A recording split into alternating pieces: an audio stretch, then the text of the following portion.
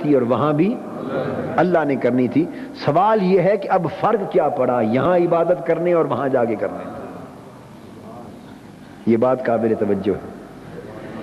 یہاں بھی نماز ہی پڑھنی تھی نا, سجدے کرتا, اللہ اللہ کرتا, عبادت کرتا, معافی مانگتا, توبہ کرتا. وہاں بھی وہی کچھ جا کے اس نے کیا. قبول کرنے والا یہاں بھی وہی رب تھا, انی اجیب دعوت الداع اذا دعان.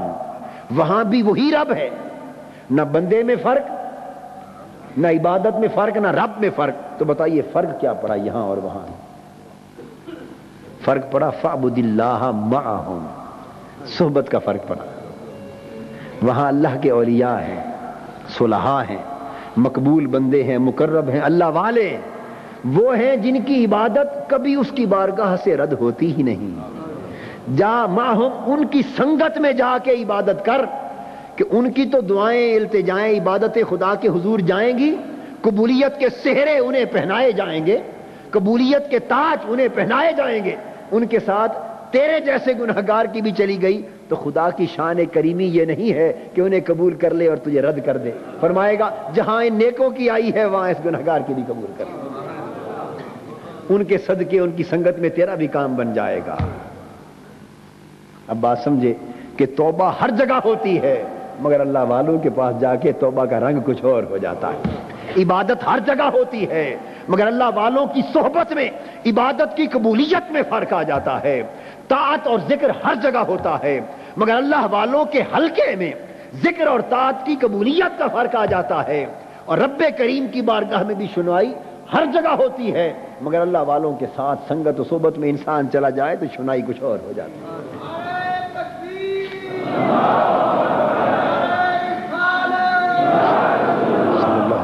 یہ تو تھا ان کا سبق جس پر اس نے عمل کیا. اب دیکھیے کہ ہوا کیا.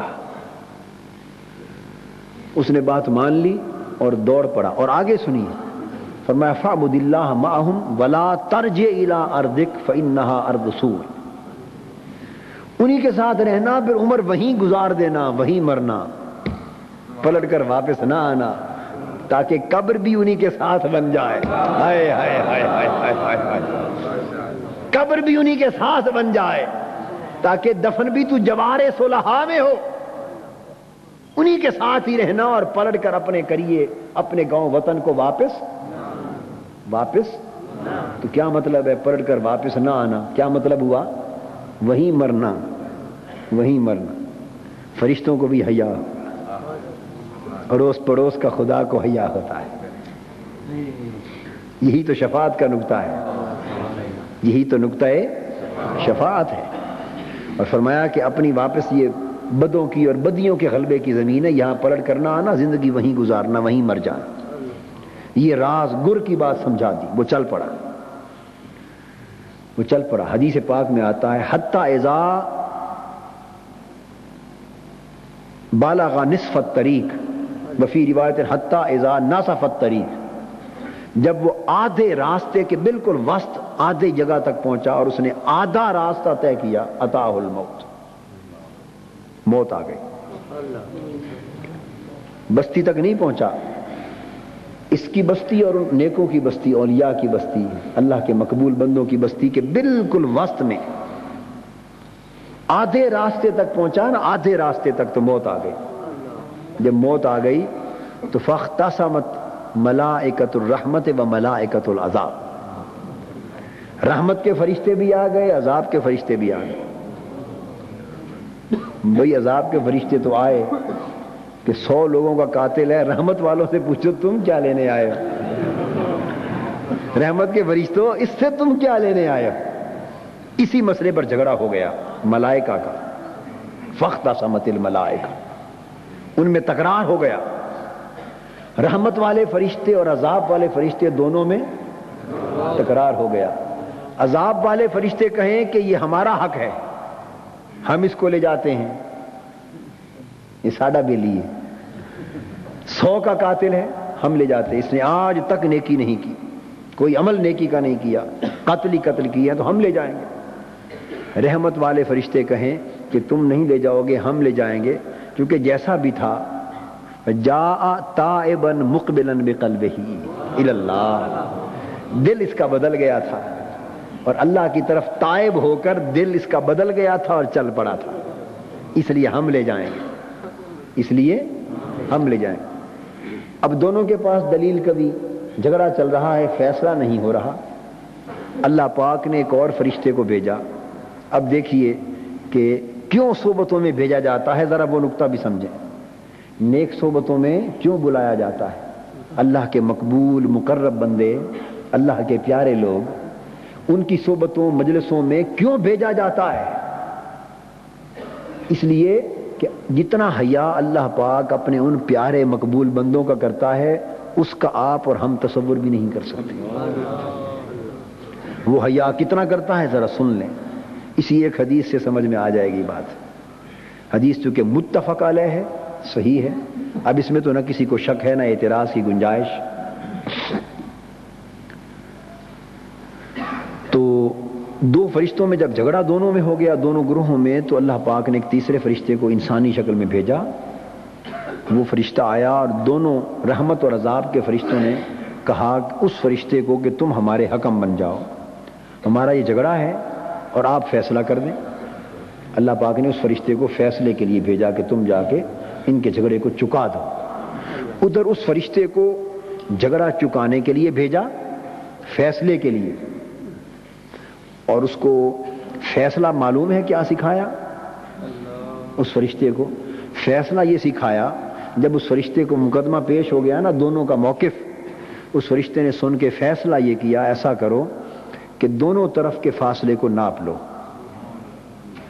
جس بستی اور وطن سے آیا ہے وہ فاصلہ اس طرف کا پچھلا حصہ بھی ناپ لو، اور جن نیکوں ولیوں کی بستی میں جا رہا تھا وہ فاصلہ بھی ناپ لو۔ جس طرف کا فاصلہ کم ہو اسی کھاتے میں ڈال دینا، یہ فیصلہ کرنا۔ جس طرف کا فاصلہ کم ہو اسی کھاتے میں ڈال دینا، یہ فیصلہ کیا۔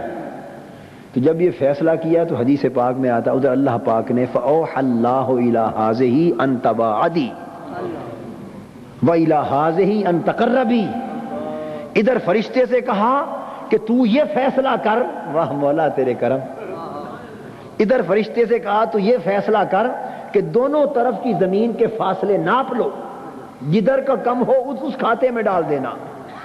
ادھر یہ فیصلہ کروا دیا، ان کو ناپنے پر لگا دیا، ان کو ناپنے پر لگا دیا، اور جو اس کا پچھلا وطن تھا جس بستی کو چھوڑ کے آ رہا تھا اسے حکم دیا کہ اے زمین تو پھیل جا، تو پھیل جا اور اپنے فاصلے کو زیادہ کر دے۔ اور ولیوں والی بستی کی طرف جو زمین کا خطہ تھا اسے فرمایا زمین تو سکڑ جا، فیصلے کو کم کر دے۔ اور جب انہوں نے فاصلہ ناپا تو فَكَانَ إِلَى الْقَرْيَةِ الصَّالِحَةِ شِبْرًا أَقْرَبَ، تو جو اولیاء اللہ کی طرف بستی والی زمین تھی وہ ایک ہاتھ فاصلہ کم ہو گیا تھا، ایک ہاتھ فاصلہ، اور کم خود بخود نہیں ہوا تھا۔ ادھر ناپنے کا حکم دیا، ادھر حکم فرمایا، اسے فرمایا ان تبعدی، اسے فرمایا ان تقربی، تو سکڑ جا اور قریب ہو جا، فاصلہ چھوٹا کر دیا، قریب کر دیا۔ اور جو بات قابل توجہ وہ حدیث کے الفاظ ہیں وَكَانَ إِلَى الْقَرْيَةِ الصَّالِحَةِ أَقْرَبُ إِلَيْهِ بِشِبْرٍ، إِلَيْهَا بِشِبْرٍ، وہ اس قریہ کو القریۃ الصالحہ کہا، یعنی بستی شریف۔ کیا کہا؟ القریۃ الصالحہ، یہ حدیث ہے، حضور علیہ السلام فرما رہے ہیں بغداد شریف، اجمیر شریف، سرہند شریف، پاک پتن شریف، سیال شریف، گولڑا شریف، آپ سمجھ گئے نا بات؟ یہ سارے ہی شریف ہیں بھائی، یہ ہے ہی شریفوں کا کام ہے یہاں۔ تو چھور شریف، یعنی میں عرض یہ کر رہا تھا کہ یہ اس کو کہا القریۃ الصالحہ، بستی شریف۔ یہ نقطہ بھی واضح ہو گیا نا، ہم بہت جب پڑھ لکھ جاتے ہیں نا لوگ زیادہ اور روکھی